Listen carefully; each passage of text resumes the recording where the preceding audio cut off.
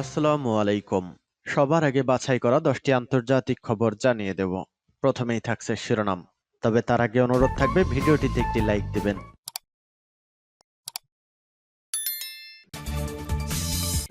জানিয়ে দিব হাতে থাকা সর্বশেষ আপডেট আন্তর্জাতিক সংবাদ। প্রথমেই সংবাদ শিরোনাম। গাজায় যুদ্ধবিরতি, ইসরায়েলের বড় পরাজয় বলছে ইরান। এরপর জানিয়ে দিব নেতানিয়াহুর দাবি চুক্তির শর্ত পরিবর্তন করতে চাচ্ছে হামাস। এদিকে গাজায় যুদ্ধবিরতি চুক্তি, ট্রাম্প ও বাইডেনের কৃতিত্ব দাবির প্রতিযোগিতা। এরপর জানিয়ে দিব ফিলিস্তিনি জনগণের প্রতিরোধের ফসল যুদ্ধবিরতি চুক্তি বলছে হামাস। আরও জানিয়ে দিব গাজার যুদ্ধবিরতি চুক্তি নিয়ে নতুন সমস্যা।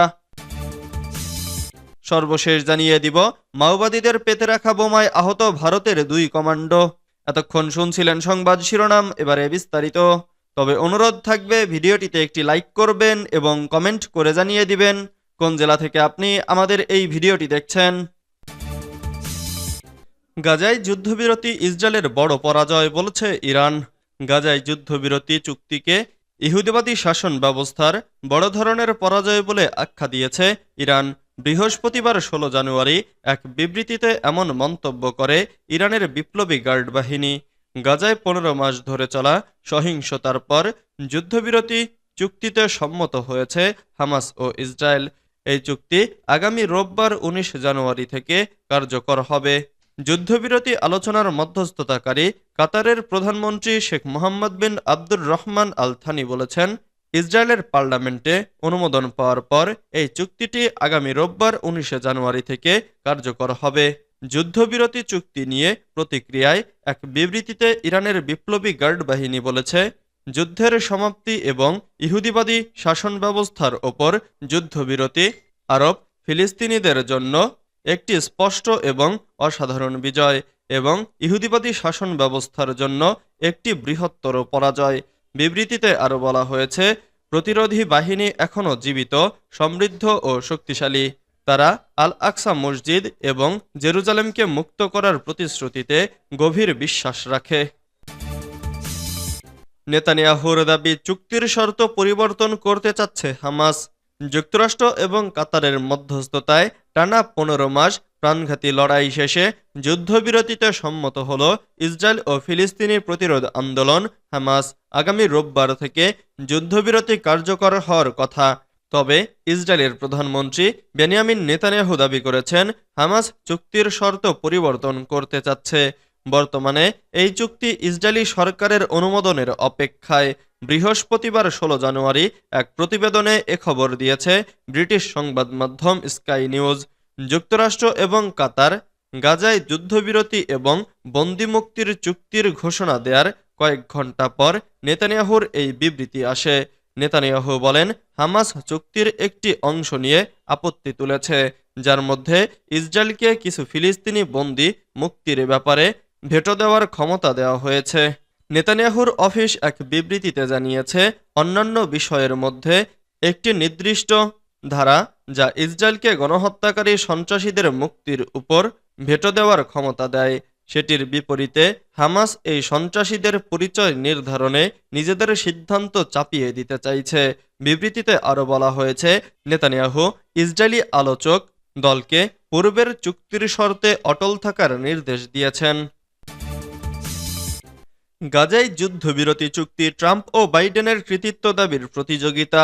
যুক্তরাষ্ট্রের নবনির্বাচিত প্রেসিডেন্ট ডোনাল্ড ট্রাম্প এবং বিদায়ী প্রেসিডেন্ট জো বাইডেন দুজনেই গাজা উপত্যকায় যুদ্ধবিরতি এবং বন্দিমুক্তির চুক্তির জন্য কৃতিত্ব দাবি করেছেন।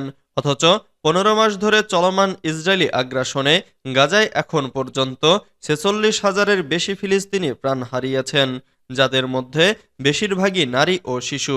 বৃহস্পতিবার 16 জানুয়ারি এক প্রতিবেদনে এ খবর দিয়েছে আনাদোলু এজেন্সি।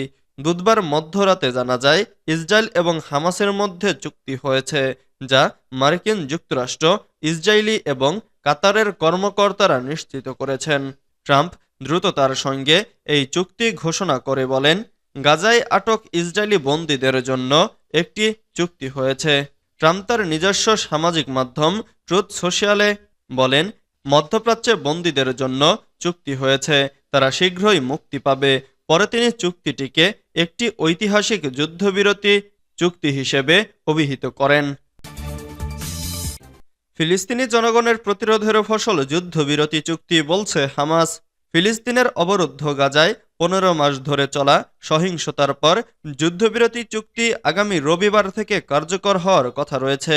এর আগে 6 সপ্তাহে প্রাথমিক যুদ্ধবিরতি চুক্তিতে সম্মত হয় ইসরায়েল ও হামাস।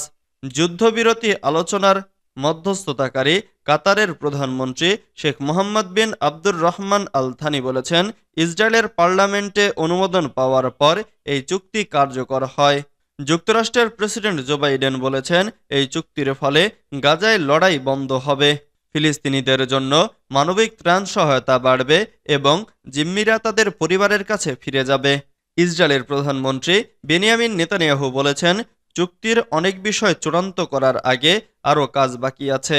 এই চুক্তিতে জোর দেওয়ার জন্য তিনি জো বাইডেন ও যুক্তরাষ্ট্রের নির্বাচিত প্রেসিডেন্ট ডোনাল্ড ট্রাম্পকে ধন্যবাদ জানান। হামাস নেতা খলিল আল হাইয়া বলেছেন, ফিলিস্তিনি জনগণের প্রতিরোধের ফসল এই চুক্তি। 3 ধাপে এই চুক্তি গাজায় যুদ্ধবিরতি, সেখান থেকে ইসরায়েলি বাহিনীর প্রত্যাহার এবং হামাসের হাতে বন্দী জিম্মিদের মুক্তি অন্তর্ভুক্ত।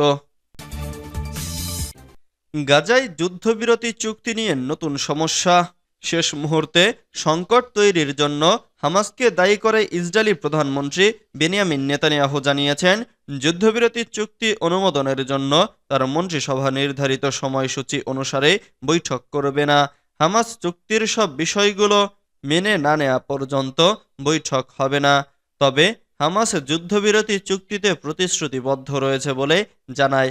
রোববার থেকে যুদ্ধবিরতি কার্যকর করার লক্ষ্যে চুক্তি অনুমোদনের জন্য বৃহস্পতিবার সকালে ইসরায়েলি মন্ত্রিসভার বৈঠক করার কথা ছিল। নেতানিয়াহু এক বিবৃতিতে বলেন, শেষ মুহূর্তে ছাড় আদায়ের জন্য হামাস মধ্যস্থতাকারী ও ইসরায়েলের সাথে সম্পাদিত চুক্তির কিছু অংশ থেকে সরে এসেছে।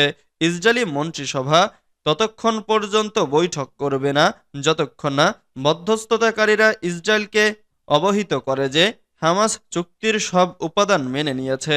ইসরায়েল এ ঘোষণার পর হামাসের সিনিয়র নেতা ইজ্জাদ আল রিশেক এক বিবৃতিতে জানান, বুধবার মধ্যস্থতাকারীদের দেয়া যুদ্ধবিরতি চুক্তির ঘোষণায় তারা প্রতিশ্রুতিবদ্ধ রয়েছে। মাওবাদীদের পেতে রাখা বোমায় আহত ভারতের 2 কমান্ডো।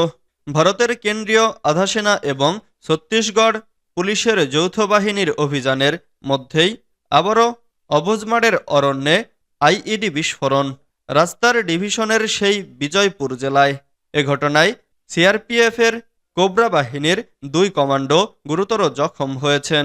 সিআইপি এর সশস্ত্র শাখা পিএলজি এর পাতা আইইডি বিস্ফোরণে এই ঘটনা ঘটেছে বলে পুলিশের দাবি। ভারতীয় সংবাদ সংস্থা পিটিআইকে পুলিশ জানিয়েছে, বুধবার গভীর রাতে কোবরার 206 ব্যাটালিয়নের কমান্ডোরা রাজ্য সশস্ত্র পুলিশ বাহিনীর সঙ্গে বাসাগোড়া থানার গভীর জঙ্গলে অভিযানে গিয়েছিলেন। সেই সময় অসাবধানতাবশত আইইডি বিস্ফোরণ ঘটে। গত 6 জানুয়ারি বিজাপুর জেলারই আম্বেলি গ্রামের পাশে বেদ্রে-কোতরু রোডে সম্প্রতি নিরাপত্তা বাহিনীর একটি গাড়ি উড়িয়ে দিয়েছিল মাওবাদী বাহিনী।